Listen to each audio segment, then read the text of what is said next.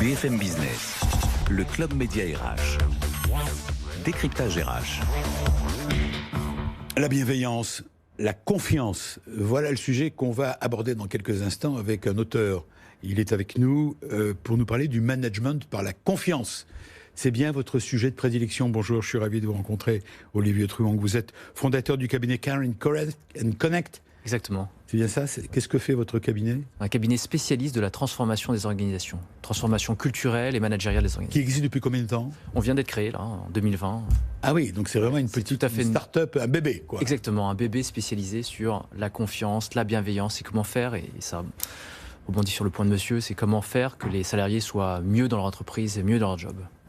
Alors, il faut dire que tout cela on a un bouquin entre les mains qui a été publié chez Erol, c'est ça ? Oui, qui va sortir en septembre. En septembre, ouais. Qui va tomber pile poil, justement. Pile poil à la rentrée. À la rentrée. On est 5 à l'avoir écrit, donc on a Charles-Henri Besser-Deshort, qui est professeur HEC, Émilie Wirtz, qui est chercheur à l'ESSEC, Fabienne Geuzer, qui est professeur à l'ESCP, moi-même, et Paul-Marie Chavannes, qui est grand patron d'entreprise.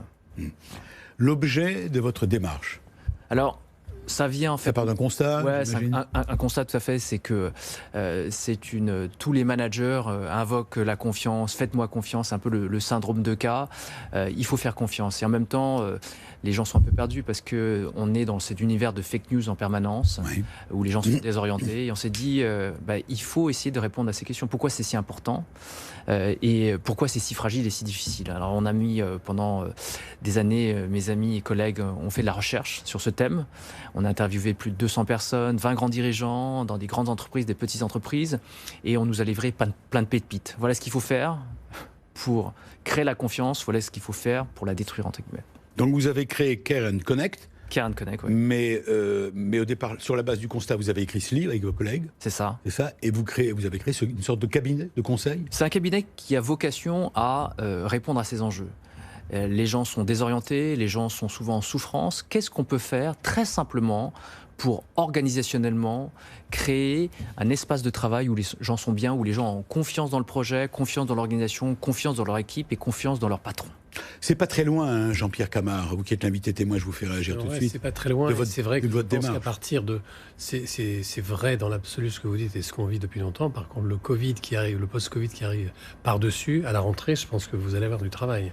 J'espère, oui. Ces questions-là vont être particulièrement importantes à aborder. Exactement, il y a toute une... On voit ce qui s'est passé avec le Covid, c'est-à-dire maintenant les gens ont tellement télétravaillé, oui. Alors certains l'ont très bien vécu, et ça a des avantages, mais ça met sur la table un certain nombre de modes de fonctionnement. Oui. On ne peut plus, par cette distance, être dans le command and control. On est obligé, entre guillemets, de lâcher la bride, de faire confiance.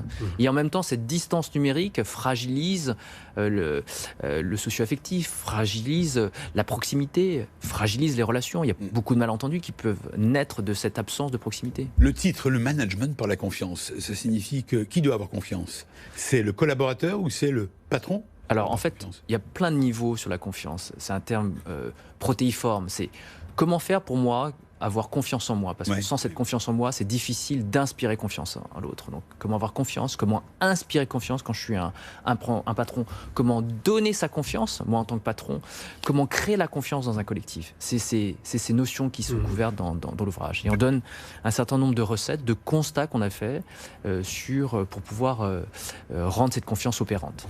Les 3 dimensions de la confiance, faire confiance, inspirer confiance et avoir confiance, ce sont les 3 facettes. Exactement. Que vous développez dans ce livre. Exactement.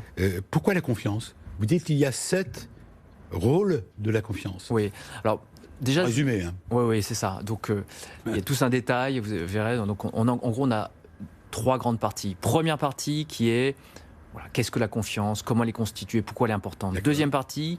tout ce qu'on a pu noter dans les entreprises qui détruisaient la confiance. Oui, le chapitre 2. Alors là, je pense que ça va intéresser beaucoup. Le premier chapitre, c'est le business, pardon de vous couper, le business case de la confiance, pourquoi la confiance.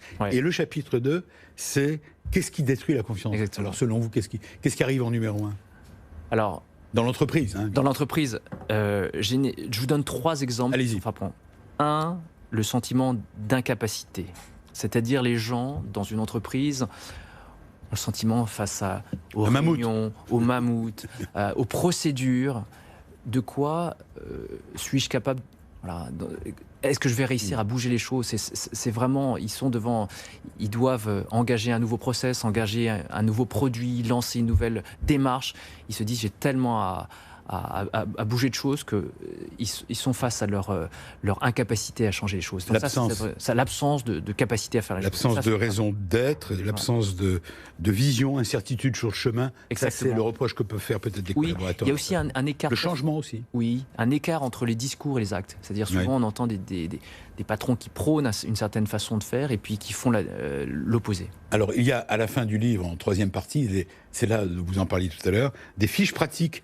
Comportement de soi-même, comportement vis-à-vis des autres, autonomie, rassuré face à l'incertitude, etc. C'est une sorte de mode d'emploi. Exactement, on l'a structuré en 3 parties, c'est-à-dire donc avec la dernière partie, le mode d'emploi, et à l'intérieur de cette partie sur le mode d'emploi, plusieurs parties, comment moi je dois me compenser vis-à-vis des autres, comment je dois me comporter vis-à-vis de l'équipe et comment je dois me comporter dans l'organisation et la structurer.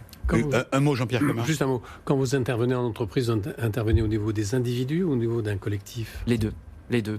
C'est l'entreprise qui vous paye. Oui, c'est l'entreprise qui paye, bien entendu. Oui, bien sûr. Et on ne peut pas dissocier l'un de l'autre. Si un individu est en souffrance dans une équipe, c'est pas uniquement parce que, certes, le manager a des choses à faire, mais c'est aussi la façon dont l'organisation est structurée. Vous voyez, je vois pas mal d'organisations où il y a un décalage véritable entre le pouvoir qu'on donne aux individus et leurs responsabilités.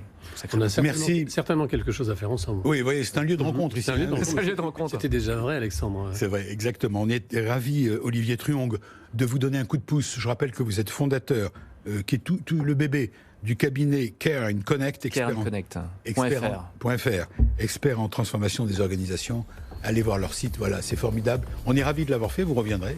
Vous serez un peu plus grand. Voilà. On était ravis de vous donner ce coup de pouce. Voilà. Bonne chance en tout cas. Merci beaucoup. On va continuer dans quelques instants notre balade dans le Club Média RH. On est toujours sur ce thème de la bienveillance, de l'écoute, avec les autres sujets bien sûr.